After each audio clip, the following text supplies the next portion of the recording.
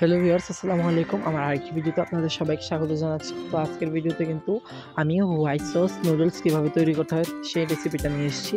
এটা আমার cooking related একটা ভিডিও। তো আপনারা দেখতেই পাচ্ছেন যে হোয়াইট সস নুডলসটা আমি কীরকম রান্না করেছি আর কীরকম দেখাচ্ছে। এটা কিন্তু অতটা ঠিক না, আমি কিন্তু একটু কম থিক নুডলসটা পছন্দ করি, তাই একটু কম থিক করে তৈরি করেছি। আপনারা থিকনেস বাড়িয়ে নিতে পারেন, রেসিপিটা ফলো করলে আপনারা যে কোনো থিকনেসে যে কোনো ধরনের হোয়াইট সস নুডলস বা হোয়াইট সস পাস্তা দুটোই তৈরি করতে পারবেন।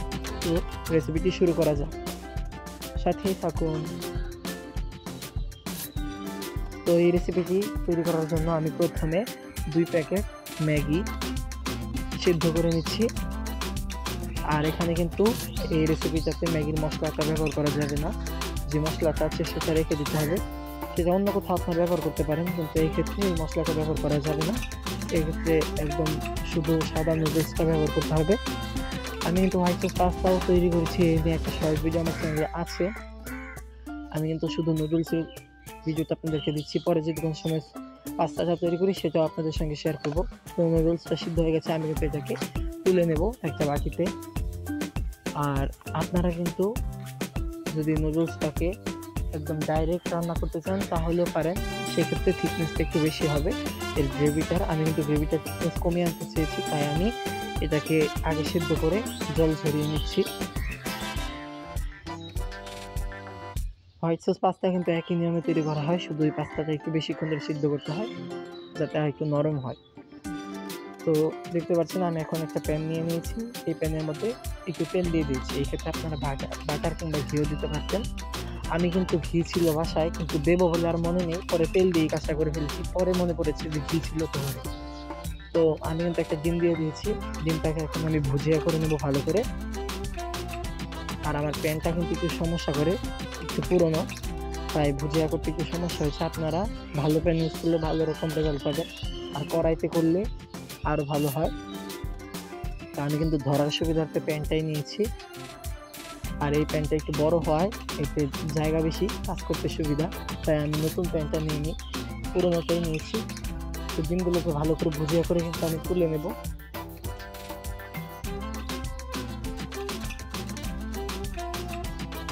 ডিমটা কিন্তু ভালো করে হয়ে গেছে আমার, এখন কিন্তু এটাকে তুলে নিতে হবে। আমি কিন্তু তুলে নেব এখন এটাকে। আপনারা চামচের ব্যবহার করতে পারেন, আমি কিন্তু যেই পাতা দিয়ে নাড়াচ্ছিলাম আমি সেটা দিয়ে তুলে নিচ্ছি, কাঠের খুন্তি দিয়ে। আমি তো তুলে নিয়েছি, ওটাকে বাটিতে এক সাইড করে রেখেছি। আর নিচে দেখতে পাচ্ছেন ডিম লেগে রয়েছে। আমি কিন্তু এখন এতে ঘি দিয়ে দিচ্ছি। এটা কিন্তু প্রথমে ঘিটা দেওয়ার দরকার ছিল, আমার মনে ছিল না, আমি কিন্তু এখন ঘি দিয়ে দিয়েছি। এখন আমি এখানে যেগুলো দিচ্ছি সেটা হচ্ছে কুচনো পেঁয়াজ, মিহি করে কুচনো পেঁয়াজ আর রসুন একসাথে। এখানে একটা মিডিয়াম সাইজের পেঁয়াজ, মিডিয়াম না বলতে গেলে বড় সাইজের পেঁয়াজ, আর অর্ধেকটা রসুনের কোয়া, বড় বড় কোয়ার যে রসুনগুলো সেগুলোর অর্ধেকটা, একটা রসুনের অর্ধেকের যে কয়েকটা 5-7টার মতো কোয়া হতে পারে, সেগুলোকে দিয়ে আমি কুচি করে নিয়েছি। এখন দিয়ে দিচ্ছি লেমন গ্রাস। এই লেমন গ্রাসটা দিলে কিন্তু একটা ভালো ফ্লেভার আসে, এটা হচ্ছে একটা লেবুর গন্ধ দেয়, তাই ব্যবহার করছি। এখন দিয়ে দিচ্ছি আমি গুঁড়ো দুধ, 1 চিমটির মতন, 3-4 আঙুলের চিমটির গুঁড়ো দুধ।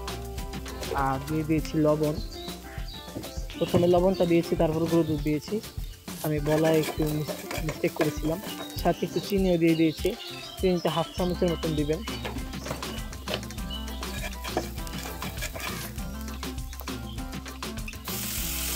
এখন দিয়ে দিচ্ছি আমি এখানে আপেল, শসা আর টমেটো।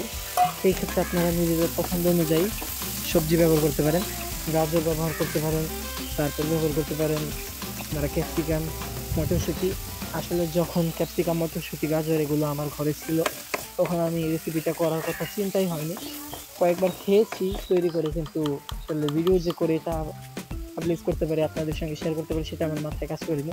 তো এখন কিন্তু আমি দিয়ে দিচ্ছি গোলমরিচের গুঁড়া, কিছুটা ধনের গুঁড়া, একটুখানি জিরার গুঁড়া, তারপর হচ্ছে হালকা একটু চাট মশলা দেখতে পারলেন অল্প, আর হচ্ছে কিছুটা পাঁচফোড়ন, খুবই কম দিয়ে কিন্তু আমি এটাকে নাড়িয়ে নিচ্ছি।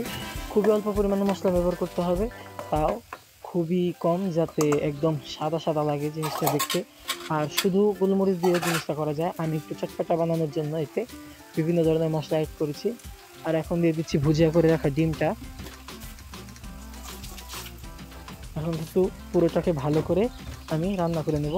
আর আমি কিন্তু প্রথমে আপেলটা এই সময় ভেবেছিলাম যে আপেলটা সবজি হিসাবে ব্যবহার করছি, এটা কেমন লাগে, কিন্তু সত্যি কথা বলতে আপেলটা কিন্তু খুব ভালোই লেগেছিল। আর এখন কিন্তু আমি সবজিগুলোকে এক সাইড করে কিছুটা সস দিয়ে দিচ্ছি, টমেটো সস। এটা কিন্তু নিজেদের ঘরে তৈরি করা সস, আপনারা ভিডিও চাইলে কমেন্ট বক্সে জানাবেন, অবশ্যই তৈরি করে দেখাবো। তো এই হচ্ছে আমার নুডলস, যেটা আমি সিদ্ধ করে রেখেছিলাম, সেই নুডলস এখন দিয়ে দিচ্ছি। এই সবগুলোকে এখন ভালো করে ভেজে নেব। আর যেটা বলছিলাম যে সবজি আপনারা এখানে নিজেদের ইচ্ছা মতো ব্যবহার করতে পারেন।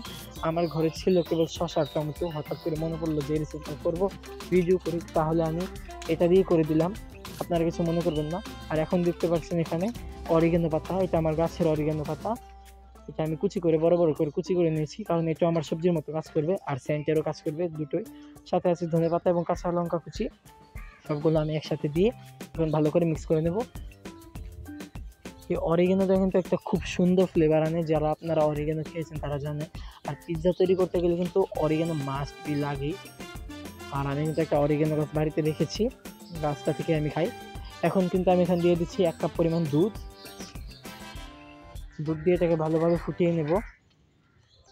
আর এই পর্যায়ে কিন্তু আপনারা কিছুটা দুধ রেখে দিতে পারেন, রেখে তার সাথে প্রয়োজন মতো কর্নফ্লাওয়ার, আপনারা যদি একটু ঠিক করতে চান তাহলে 1 চামচের মতন কর্নফ্লাওয়ার দিয়ে ভালোভাবে মিক্স করে তারপর এর সাথে দিতে পারেন, বাকি দুধটার সাথে মিশিয়ে তারপর এখানে দিতে পারেন, তাহলে যেটা হবে গ্রেভিটা আরও ঘন হবে। আর আমারটা দেখতে পাচ্ছি কেমন ঘন হচ্ছে, এটা যখন আস্তে আস্তে বলক চলে এসছে তখন কিন্তু এটা তৈরি হয়ে গেছে। আমি কিন্তু এখন এটাকে নামিয়ে নেব। আর এই থিকনেসটা দেখতে পাচ্ছেন, আমি এর চেয়ে বেশি ঠিক করবো না, তাই আমি নামিয়ে নিয়েছি। এখন কিন্তু আমি এটাকে সার্ভ করব। আর আপনাদেরকে আরেকটা কথা বলার ছিল যে এই অরিগেনো, লেমন গ্রাস, এই ধরনের যে গাছগুলো আছে এগুলো কিন্তু আমার চ্যানেলে আপনারা দেখতেই পারেন যে আমি বিভিন্ন ধরনের গাছগুলো নিয়ে পরিচর্যা করি, সেই গাছগুলোর ভিডিওগুলো কিন্তু আপনারা দেখেন। আর প্রায় যে কোনো ধরনেরই যেগুলো আমার বাগানে দেখতে পারেন সব ধরনের গাছই আমি চারা তৈরি করে মানুষকে দিয়ে থাকি এবং বিক্রি করে থাকি, বেশিরভাগই বিক্রি হয়ে থাকে। কিছু কিছু ক্লোজ ফ্রেন্ড আছে যারা এমনিতেই নিয়ে যায়, আর সাধারণত আমি বিক্রি করি। আপনারা চাইলে নিতে পারেন, আমার কমেন্ট বক্সে জানাবেন যে এইসব গাছ দরকার সেগুলোর ভিডিওতে। আর আমি কিন্তু এখন এটাকে সার্ভ করে নিয়েছি, আর দেখতে পাচ্ছেন একটা চামচও দিয়ে দিয়েছি। এই হচ্ছে আমার হোয়াইট সস পাস্তা, না মানে white sauce noodles. White sauce pasta বলতে বলতে অভ্যাস হয়ে গেছে। আর এটা কিন্তু হোয়াইট সস নুডলস আমি খুব কমই দেখেছি মানুষ বানাতে, আমি কিন্তু হোয়াইট সস নুডলসটা খাই। আমার কাছে হোয়াইট সস নুডলসটা থেকে হোয়াইট সস পাস্তাটাই বেশি ভালো লাগে। আর পাস্তা তৈরি করলে কিন্তু আমি সেটা ঘরে বানিয়ে নিই, দোকানে কেনা পাস্তাটা আমার সঠিক মানে খুব ভালো লাগে না, কেমন যেন একটা শক্ত শক্ত লাগে। তো ওই ভিডিওটা চাইলে কিন্তু কমেন্ট বক্সে জানাবেন, অবশ্যই দেবো। তো এই হচ্ছে আমার হোয়াইট সস নুডলস আর এর গ্রেভিটা আপনারা দেখতে পাচ্ছেন। তো আজকের ভিডিওটা কেমন লাগলো অবশ্যই কমেন্টে জানাবেন। ধন্যবাদ সবাইকে, আজকের মতো বিদায় নিচ্ছি, আসসালামু আলাইকুম।